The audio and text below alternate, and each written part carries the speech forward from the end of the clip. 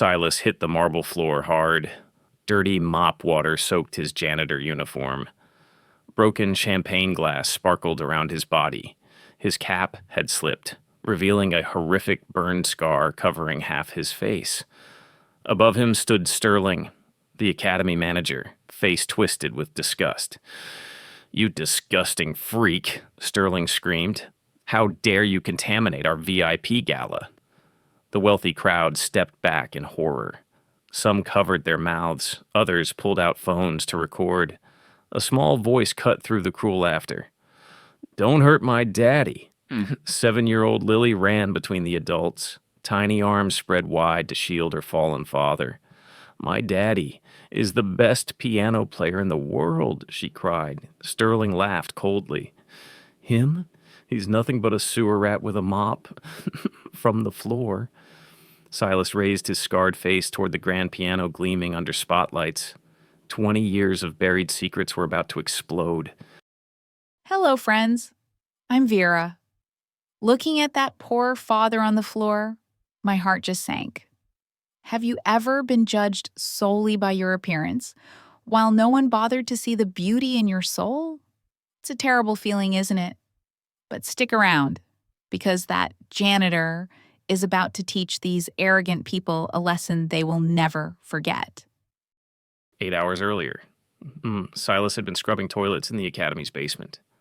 The harsh fluorescent lights buzzed overhead like angry wasps. He caught his reflection in the cracked mirror above the sink. Half his face was normal, handsome, even, dark eyes, strong jawline. But the right side was a landscape of melted flesh and twisted scars, burns from a fire that had stolen everything from him 20 years ago.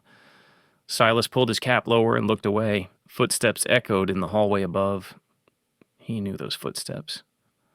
Elena Martinez, CEO of the academy, was making her evening rounds. Silas crept up the stairs and peered through a crack in the door. She glided past like a goddess, silver hair swept into an elegant bun. Designer dress that probably cost more than he made in a year. She was still beautiful. Still the woman who had owned his heart when he was Gabriel. The rising piano star everyone called a genius. Before the fire, before he became a ghost. Elena paused at the trophy case, studying a photo of past Academy winners. Silas knew that photo. He was in it, from back when his face was whole, when his name was Gabriel Torres. When Elena wore his engagement ring, she had no idea the love of her life was 10 feet away, hiding behind a janitor's cart. After Elena disappeared around the corner, Silas returned to his tiny storage room. Lily sat at their makeshift table, studying the piano keys he had drawn on the wooden surface with chalk. "Daddy, play the sad song again," she whispered. Silas smiled and placed his fingers on the drawn keys. He moved them gracefully across the imaginary piano, humming the melody he had written for Elena decades ago, the song no one else had ever heard. Lily watched in wonder. "You're the best piano player ever, even without a real piano. Someday, Princess, someday Daddy will play for real again." A knock rattled their door. Sterling's voice boomed from outside. "Janitor, get upstairs. We have a crisis." Silas and Lily exchanged worried glances. They climbed the stairs to find chaos in the main hall. Sterling was screaming into his phone, his face red with panic. "What do you mean Roberto canceled? The gala starts in 2 hours. These people paid $50,000 to hear him play." The stage stood empty, except for the magnificent Steinway grand piano.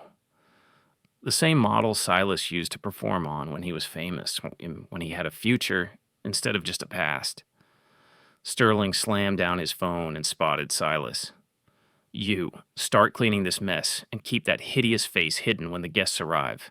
We can't have you scaring the donors." Silas nodded silently and began setting up his cleaning supplies.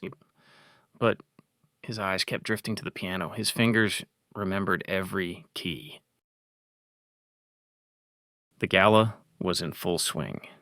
Crystal glasses clinked as wealthy donors mingled beneath the Academy's golden chandeliers. Silas pushed his cleaning cart along the edges of the crowd. invisible in his gray uniform. He kept his head down, cap pulled low, but he could hear the conversation swirling around him. Did you hear Roberto canceled? What kind of amateur operation is this? I demand a refund. Sterling darted between groups of angry guests, his smile growing more desperate by the minute. Sweat stained his expensive tuxedo. The Academy's biggest fundraiser of the year was turning into a disaster. Silas moved closer to the stage area, pretending to dust the trophy cases. His heart hammered as he approached the piano. The Steinway gleamed under the spotlights like a sleeping giant. Excuse me, sir? Sterling spun around, nearly colliding with Silas's cart. Well, what do you want? Sterling snapped. Silas cleared his throat. When he spoke, his voice came out as a raspy whisper, damaged by smoke inhalation from the fire. I could help with the piano. I know how to... Sterling's face twisted in disgust. You help? He laughed loudly enough to turn heads nearby. Look at yourself. You're a freak who empties trash cans for a living. The nearby guests turned to stare. Silas felt their eyes crawling over his scars like insects. He pulled his cap lower. Please, sir, I just thought... Get on your knees. What? Sterling pointed to a wine stain on the red carpet near his feet. You tracked mud on my carpet with those disgusting boots. Clean it, now, on your knees. Silas glanced around. The guests were watching now, phones appearing in manicured hands. But he needed this job. He needed to stay close to Elena, to protect Lily. He dropped to his knees and began scrubbing the carpet. That's right, Sterling said loudly. Know your place, monster. Laughter rippled through the crowd. Silas closed his eyes and kept scrubbing, feeling pieces of his dignity wash away with each stroke from the corner of the room. A small voice cut through the cruel chuckles. Stop it! Leave my daddy alone! Lily had been hiding by the coat check, but now she ran toward the crowd. Her little face was red with tears and fury. Silas shot to his feet, panic flooding his chest. Lily, no! Go back to... But she was already pushing through the wall of designer dresses and $1,000 suits. My daddy isn't a monster, she screamed at Sterling. He's kind and smart, and he plays beautiful music. Sterling bent down to Lily's level, his voice dripping with false sweetness. Little girl, your daddy is exactly what he looks like, a broken, worthless. That's enough. Every head turned. Elena Martinez had arrived. She stood at the entrance to the main hall, elegant and commanding in a midnight blue gown. Her silver hair caught the light like spun metal. When she spoke, her voice carried the authority of someone who owned everything in sight. What exactly is happening here? Sterling? Sterling straightened his tie and forced his politician smile back into place. Ms. Martinez, just a small staffing issue, nothing to worry about. And Elena's eyes swept the room, taking in the kneeling janitor, the crying child, the phones recording everything. Her gaze lingered on Silas for a moment. He kept his face turned away. But something flickered in her expression. This doesn't look like nothing, Elena said coldly. Sterling's smile cracked. He needed a scapegoat. Fast. Oh, actually, Ms. Martinez, I'm glad you're here. This person sabotaged tonight's event. He pointed an accusing finger at Silas. He deliberately damaged the sound equipment. He's been trying to ruin our gala from the beginning. Gasps rose from the crowd. Elena's eyebrows lifted in surprise. Is that so? Silas finally looked up, meeting Elena's eyes across 20 years of separation and sorrow. For just a moment. Confusion flickered across her face. Something familiar in the way he held his shoulders. Something she couldn't quite place. But the moment passed. Sterling was already calling security. "Remove this saboteur immediately," Sterling commanded. "And his little brat, too." The security guard stepped forward. Lily grabbed onto Silas's leg, tears streaming down her face. And in that instant, looking at his terrified daughter clinging to him while the woman he'd never stopped loving watched in disgust, Silas made a choice that would change everything. He was done hiding. Oh, I can't watch this. Seeing a grown man humiliated like that, just to protect his job and his daughter, it breaks my heart. Why are some people so cruel to those with less? Let me know in the comments if you think Silas should fight back. Before the security guards could reach them, a young man in a student uniform stepped forward. "Wait, I can play." The crowd turned. Marcus Chen, a third-year student, stood with his hand raised like he was volunteering for execution. Sterling's desperation overrode his judgment. "Fine, anyone but the freak. Get on stage." Hope flickered through the room. Marcus walked to the piano on shaking legs. He sat down, positioned his hands over the keys, and began. The first notes were beautiful. Chopin's Nocturne in an E-flat major. The crowd released a collective breath of relief. Then Marcus's nerves took over. His left hand slipped. Wrong chord. The melody stumbled. His right hand began to shake. The music became a disaster of missed notes and broken rhythm. Someone in the crowd groaned. Another person booed. Marcus tried to recover, but panic had consumed him. His hands froze over the keys. Silence stretched like a wound across the hall. "Get off," Sterling roared. "You're embarrassing us." He stormed onto the stage and physically dragged Marcus away from the piano. The young man fled in tears. Sterling faced the crowd of angry donors. His career was exploding in real time.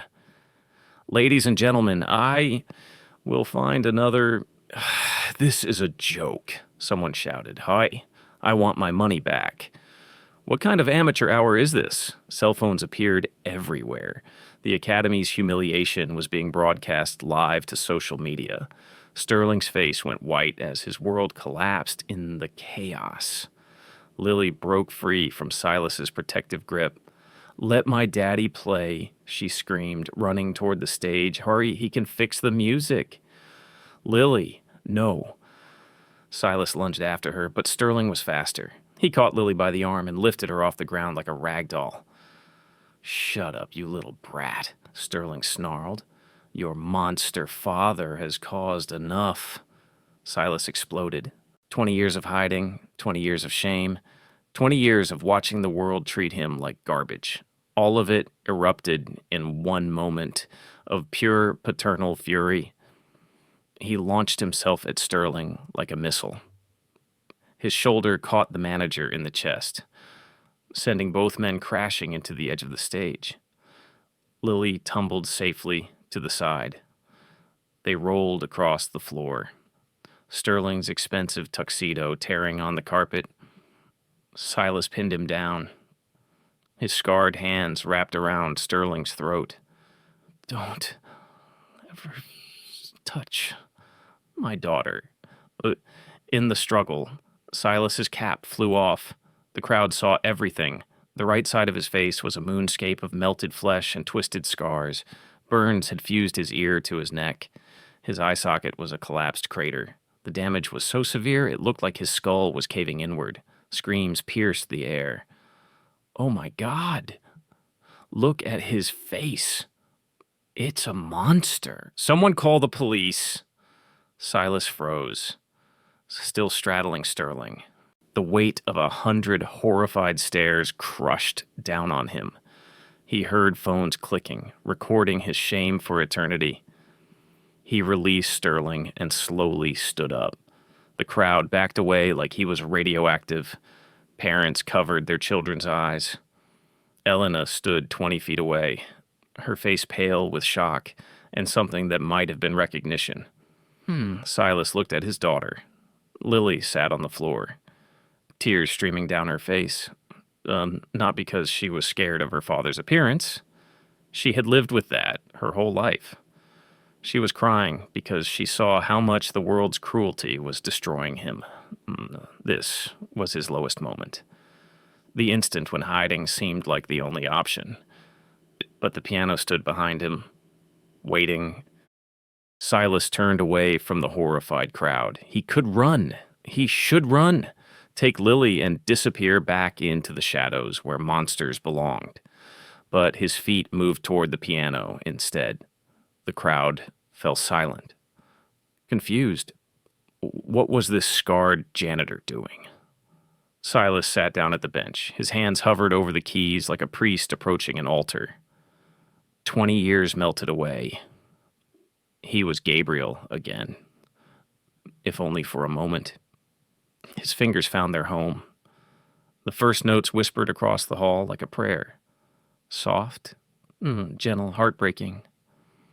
The melody Silas had composed 2 decades ago, lying in a hospital bed with half his face wrapped in bandages. The song he had written for Elena while she thought he was dead.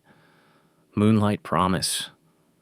Never performed, never recorded, never shared with another living soul, except the little girl who fell asleep to it every night. The music flowed through his damaged hands like water finding its way to the sea. Each note was perfect, placed with the precision of a master craftsman. The piano sang under his touch. 20 years of silence finally broken. The crowd stood frozen, whatever they had expected from the monster janitor. It wasn't this, it wasn't beauty made audible. At the back of the hall, Elena's wine glass slipped from her fingers. Crystal shattered on marble, but she didn't hear it. She knew this melody. She knew the way those fingers curved over the keys. She knew the slight pause before the crescendo, the signature touch that had made Gabriel Torres famous. "No," she whispered. "It's impossible." But the music didn't lie. Every phrase was exactly as Gabriel had played it in their tiny apartment. When he was young and whole and the world belonged to them. When he promised to write her a symphony that would make angels weep. Elena stumbled forward through the crowd, her legs barely supporting her.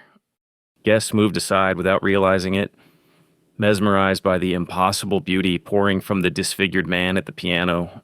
The melody built toward its climax. Silas's scarred hands danced across the keys with inhuman grace. His eyes were closed, lost in a memory of Elena's smile on the night he first played this song for her, the night he proposed, the night before the fire stole everything. Tears streamed down his ruined face, but his hands never faltered. Elena reached the edge of the stage. She was close enough now to see the left side of his face, the side that hadn't been touched by the flames, the side that looked exactly like Gabriel. "Gabriel," she whispered. The music stopped. Silas opened his eyes and found Elena staring at him from 3 feet away. 20 years of love and loss and longing crashed together in that moment. He tried to speak, but no words came. Elena climbed onto the stage, her elegant dress forgotten. She reached out with trembling fingers to touch his scarred cheek. "I thought you were dead," she breathed. "The hospital said you died in the fire. I buried an empty coffin." Silas finally found his voice, rough with smoke damage and tears. "I wanted to die," he whispered. "When I saw what I'd become, I thought you deserved better than a monster. You fool," Elena sobbed. You beautiful, stubborn fool. Don't you know you saved my life that night? You pushed me out the window and stayed behind to make sure everyone else got out. You're not a monster. You're my hero." She kissed his scarred forehead as the crowd watched in stunned silence. "You're my Gabriel." The hall erupted. Not with horror this time, but with thunderous applause. The same crowd that had screamed monster moments before was now on their feet, cheering for the man they finally understood. Gabriel Torres, the piano prodigy who had vanished 20 years ago after the Academy fire. The hero who had saved 14 people and nearly died doing it. Sterling stood at the edge of the stage, his mouth hanging open like a broken door. His world was crashing down in real time. Elena turned from Gabriel to face the manager, her eyes blazing with fury. "Sterling, you're fired," she said, her voice carrying across the silent hall. "Security will escort you out tonight." "But Ms. Martinez, You humiliated a hero. You abused a child. You turned my academy into a circus of cruelty." Elena's voice could have cut glass. "You have 5 minutes to leave before I call the police." Sterling's face crumbled. The security guards he had called to remove Gabriel now moved toward him instead. The crowd parted like the Red Sea as they marched him toward the exit. Gabriel watched his tormentor disappear, then felt small arms wrap around his waist. "Daddy, you did it!" Lily beamed up at him, tears of joy streaming down her face. "Everyone heard how beautiful you are inside." Gabriel knelt down and pulled his daughter close, for the first time in 20 years. He wasn't ashamed of his scars. Elena had taught him something he'd forgotten. Love doesn't see with eyes. Elena joined their embrace, her arms encircling both father and daughter. "We have a lot to talk about," she whispered to Gabriel. 20 years of lost time to make up for." "I know," Gabriel replied. "But first, I owe you a symphony." She laughed through her tears. I think I can wait a little longer." The crowd continued to applaud as the three of them stood together on the stage. Gabriel looked out at the faces that had once shown him nothing but disgust. Now he saw respect, admiration, understanding. A photographer from the society pages snapped a picture that would run in tomorrow's newspaper. The headline would read, "Academy's Lost Prodigy Returns Home." But Gabriel didn't need the headlines. He had everything he'd ever wanted right here in his arms. 1 week later, Gabriel Torres was announced as the Academy's new director of musical arts. His first concert sold out in 12 minutes. Lily sat in the front row, beaming with pride. And in the audience, Elena watched the man she loved transform a room full of strangers into believers with nothing but the magic in his scarred hands. Sometimes the most beautiful music comes from broken instruments. Wow, I'm wiping tears from my eyes right now. When Elena kissed that scar on Silas's face, I felt that in my soul. It reminds us that true love doesn't care about a perfect face or a fancy suit. Silas hid for 20 years thinking he was a monster. But in reality, he was the most beautiful person in that room because of his sacrifice. What about you? Do you believe love can conquer all scars? Please share your thoughts below. And remember, friends, never judge a book by its cover. Sometimes the most tattered pages hold the most beautiful stories. I'm Vera. See you in the next video.